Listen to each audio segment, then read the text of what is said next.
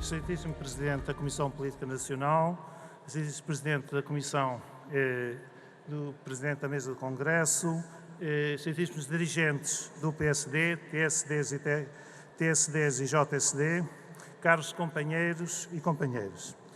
Dr. Pedro Passos Coelho, o senhor preside a um grande partido. Com militantes que são exigentes, que querem um partido combativo, com respostas imediatas às encenações políticas do governo socialista, à desinformação desse mesmo governo e às calúnias dos partidos que também sustentam este governo. Dr. Pedro Passos Coelho, revemos-nos na sua liderança, na sua visão estratégica para o país e para o partido. Confiamos em si. O senhor tem sido um exemplo de homem público com espírito de missão e sentido de Estado. Um líder que contribuiu para que acabe a promiscuidade entre coisa pública e grandes negócios privados. Interesses com que não pactuou, negócios que não permitiu, privilégios que não avalizou. E por isso percebemos todos as razões porque algumas tomadas de posição, percebemos todos algumas reações de um conjunto também de eminências pardas do regime que eram também os donos disto tudo e que sentiram que o seu poder de influência, o seu poder de mediação e de realização de negócios estavam ameaçados. Caros companheiros, a grande questão hoje mediática que se coloca a todos em termos políticos nos próximos tempos, irá ser a necessidade de se conseguirem grandes consensos políticos alargados em prol do país. Os verdadeiros consensos constroem-se na base de uma necessidade que tem que ser sentida e reconhecida por todos e negociam-se sempre com um único objetivo: o futuro de Portugal e dos portugueses. Os consensos não se constroem após a distribuição sem uma avaliação mínima do legado da anterior governação. Os verdadeiros consensos requerem atores políticos com sentido de Estado na defesa daquilo que é o superior interesse nacional. Caro Presidente, confiamos na sua capacidade de avaliação daquilo que é o verdadeiro interesse nacional.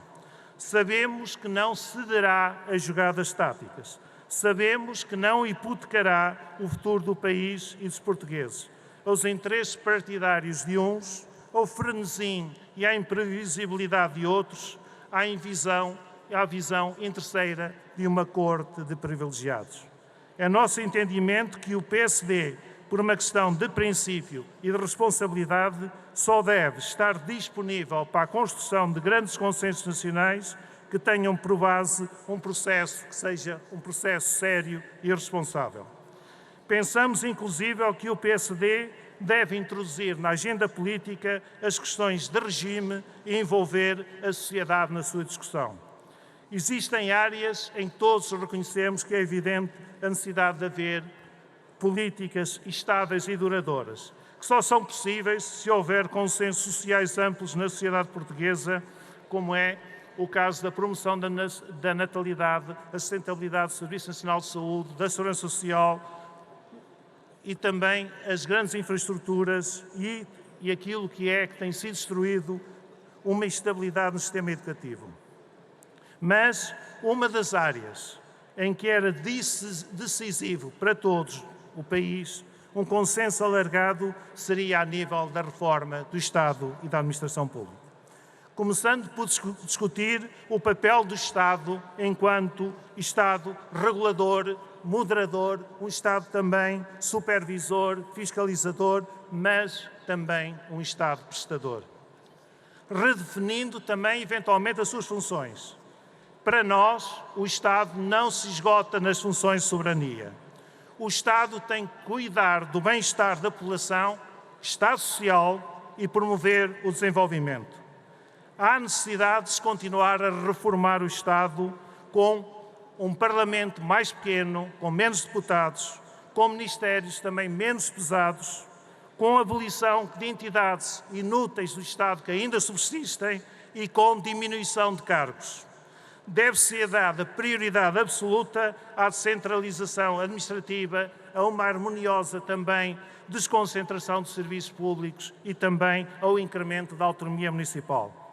Precisamos de um Estado forte, um Estado bem gerido, que cumpra com eficiência todas as funções. Mas precisamos também de uma administração pública, e temos que falar na administração pública, uma administração que tem que ser isenta, uma administração moderna e eficiente, ao serviço da sociedade, cuja reforma deve ser feita com os funcionários públicos, aqueles que são os principais agentes da mudança, mas apostando também cada vez mais numa gestão profissionalizada. Nenhum país progride, caros companheiros, sem um aparelho de Estado eficiente. Em relação aos chamados lugares de nomeação política, tem de ser encontrada de vez uma forma que permita definir os lugares de estrita confiança política, rotativos com as mudanças do ciclo político e outros cujos mandatos se devem manter independentemente das mudanças políticas. Referia também rapidamente duas áreas em que os consensos seriam também importantes para o país. A área da coesão económica, social e territorial, em que o diagnóstico está feito, não precisamos mais unidades de missão, precisamos, e sim, decisões que sejam políticas amigas da coesão. E precisamos de acabar também com o modelo centralista de organização e administração do território. A tomada de decisão cada vez tem que estar mais próxima dos cidadãos. Por outro lado, também devia haver na sociedade portuguesa um grande consenso a nível do combate sem tréguas à corrupção. O combate à corrupção deveria ser um desígnio nacional. E para nós, o combate à corrupção é um sinal também de grande respeito pelos sacrifícios feitos pelos portugueses. É uma questão que consideramos de decência pública, uma obrigação ética e de cidadania. Caros companheiros, o partido tem um projeto, e todos sabemos isso, tem uma estratégia e tem um rumo para o país. Também tem uma agenda de mudança estrutural da economia e da sociedade portuguesa, de modo a termos todos uma economia que seja moderna, competitiva, produtiva e inovadora. Temos é de apresentar as nossas propostas para o país, assumindo também com humildade erros que cometemos, apontando caminhos e soluções para o futuro. Tem que ser uma mensagem da verdade, uma mensagem sincera, uma mensagem explicativa, sem facilidades, mas transmitindo confiança e esperança no futuro. Os números são importantes na gestão das políticas, mas a mensagem política tem de envolver também sonhos, tem que envolver desafios, as pessoas têm que acreditar em dias melhores, têm que acreditar que poderão ter um futuro com alegria e felicidade.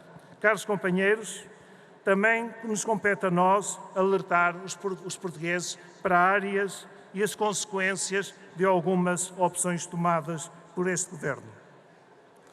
Cria-se o oásis para o presente, que será, de certeza, o deserto para o futuro, com base na falsa noção que tudo irá melhorar, que deixamos de ter dívidas e de ser pobres.